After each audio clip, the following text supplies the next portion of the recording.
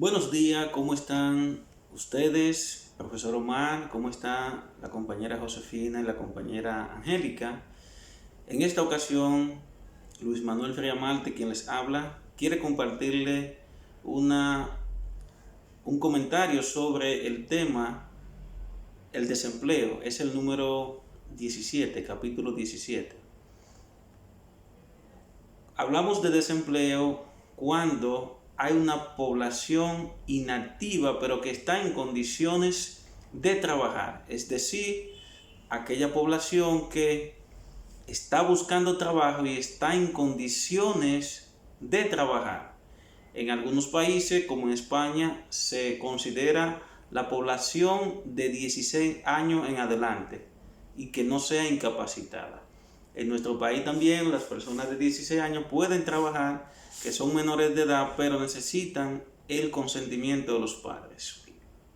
Aquellos que no están trabajando, pero que no están buscando trabajo o que están ocupados en tareas escolares, no se consideran para medir el desempleo. A la hora de medir el desempleo, se utilizan dos tipos de mediciones. Uno es el paro registrado y otro es el paro estimado. El paro registrado se levanta la información de aquellos registros públicos o privados que llevan la contabilidad de las personas que están buscando trabajo. Por ejemplo, en nuestro país hay oficinas que se encargan de eso, adscritas al Ministerio de Trabajo, pero también están las oficinas como la TCS. Se puede calcular las personas que están cotizando para medir la cantidad de personas que están trabajando, igualmente la cantidad de personas que no está activa. Pero también el Banco Central realiza constantemente encuestas en los hogares para medir el desempleo y otras informaciones para tomar medidas socioeconómicas. El paro estimado se levanta de las encuestas y en las encuestas se visitan los hogares, se escogen lugares para entrevistar. Se utilizan ya las fórmulas que los encuestadores muestran para medir ese nivel de desempleo. Es importante que todo país sepa la cantidad de desempleo que hay, cuál es el nivel. Es decir, una población activa que está trabajando y una población desocupada. Porque las personas pobres lo único que tienen es los ingresos que pueden obtener de su empleo. Pero si están desempleados, ¿cómo subsisten? Se le hace difícil. Eso agrava la pobreza en la clase más baja. Pero más aún, eso conlleva a que las empresas no puedan vender los productos porque los más necesitados no tienen capacidad de consumo al no tener trabajo. Se da una forma peculiar de desempleo y es el subempleo. Algunos autores dicen que es una forma de desempleo maquillada. El subempleo es aquel empleo que no tiene las condiciones en términos de salario para satisfacer las necesidades del empleado. Aquel empleo que se ejerce en condiciones muy vulnerables. Vulnerable en cuanto al salario y vulnerable en cuanto a las condiciones mínimas que debe tener un trabajo digno. Es cuando una persona está haciendo algo para sobrevivir o para estar ocupado. Existen varias causas que dan origen al desempleo y que las escuelas económicas han tratado a lo largo de la historia, ya que esto es una preocupación en la economía. Las escuelas clásicas, por ejemplo, han dado unas causas en cuanto a el desempleo y establecen que Esto se debe a falta de políticas en cuanto al salario. Eso es la escuela clásica, los clásicos economistas. Los keynesianos, los que provienen de esa escuela, hablan de que la causa se debe a los costes marginales, que se debe a la demanda agregada. Los keynesianos, por ejemplo, observaban de que la causa del desempleo no se debe buscar en el mercado de trabajo, sino más bien en el mercado de bienes y servicios. La otra escuela es la neoclásica. Los neoclásicos entienden que el desempleo es voluntario, y esta idea nace de Sayles, la ley de Sayles, que estableció que la oferta crea su propia demanda. Pero cuando analizamos este postulado en materia de empleo, es decir, que la oferta crea su propia demanda, implicaría que basta con que se oferte trabajo para que la demanda esté llena. Pero debemos considerar de que el mercado de trabajo no es aislado, existen otros mercados que también inciden en el desempleo. ¿Cuáles son esos mercados? Bueno, tenemos el mercado de bienes y servicios, tenemos el mercado de valores, el mercado de divisas, tenemos el mercado propiamente laboral, es decir, esos mercados que proveen mercancía pero de diferente naturaleza inciden también en el desempleo. Existe lo que se llama una tasa natural del paro y también existe un desempleo friccional. La tasa natural de paro es porque cuando una persona deja un trabajo, hay un tiempo en que está desempleado en lo que busca otro trabajo. Igualmente se da también un desempleo friccional en el momento en que una persona deja un trabajo para buscar otro. Eso es normal. Tenemos los mercados internos, es decir, hay una corriente de pensamiento que establece que el empleo o las empresas constituyen mercados internos de trabajo.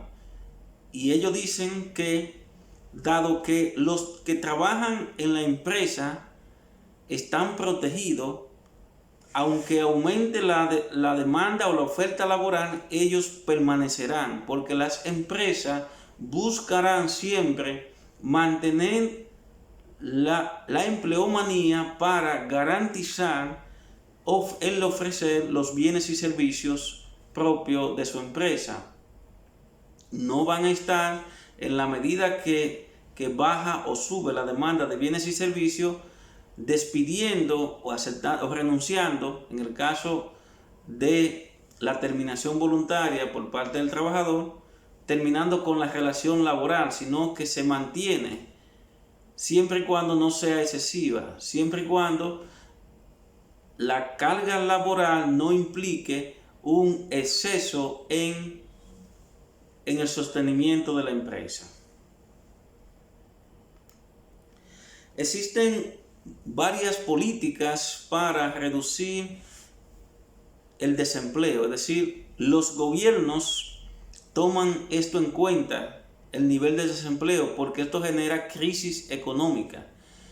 Y una de las políticas que toman los gobiernos es por medio de los subsidios a aquellas empresas que generan grandes cantidades de empleo. Subsidio puede ser con cierta exoneración de impuestos o puede ser también con facilidades de importación o exportación de la materia prima. Los gobiernos también toman medidas por medio de la política monetaria, es decir, la economía y específicamente el desempleo, el empleo se puede manipular tomando medidas en base a la política monetaria o en base a la política fiscal. El gobierno también puede aumentar el gasto público. Eso tiene que ver con la política fiscal. La política monetaria tiene que ver con la disminución al aumento de la tasa de interés, ya que los bancos son los que financian la inversión.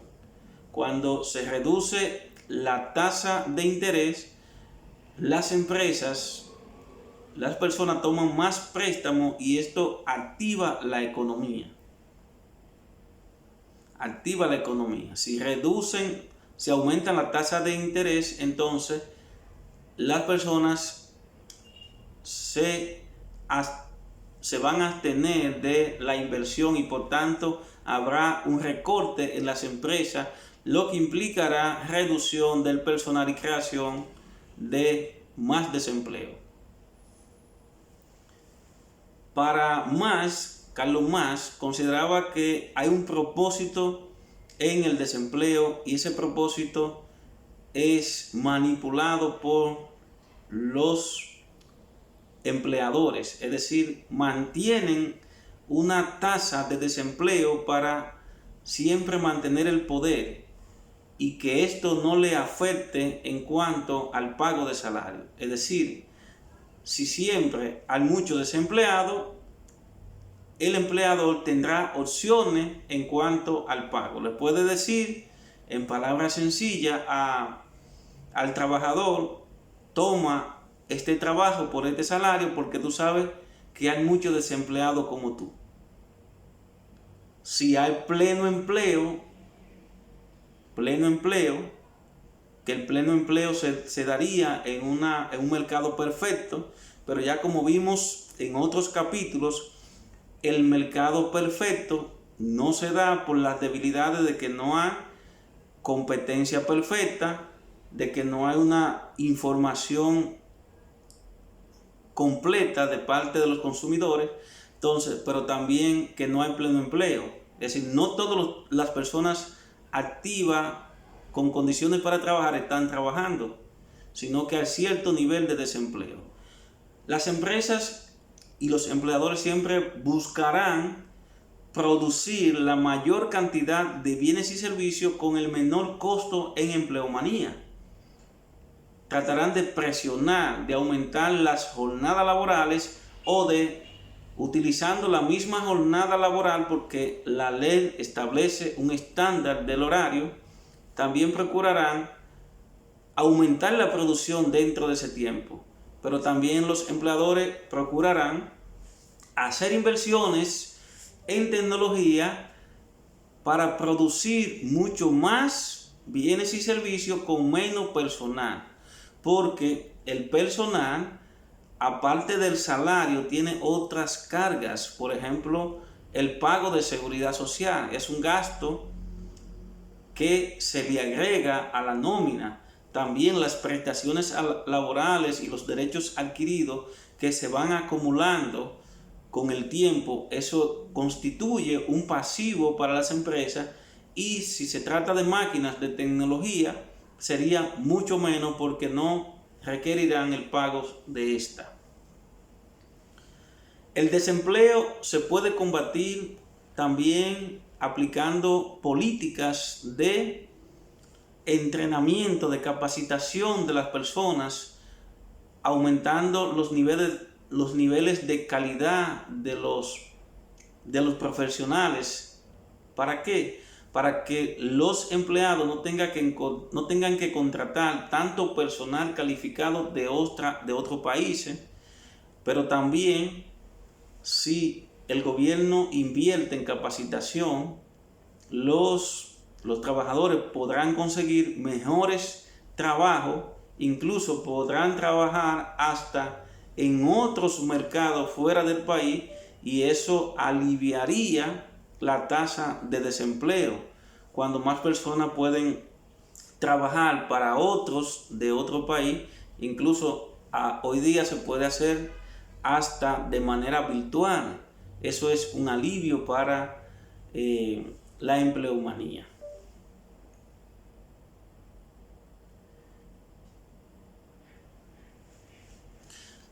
Hasta aquí nuestra parte.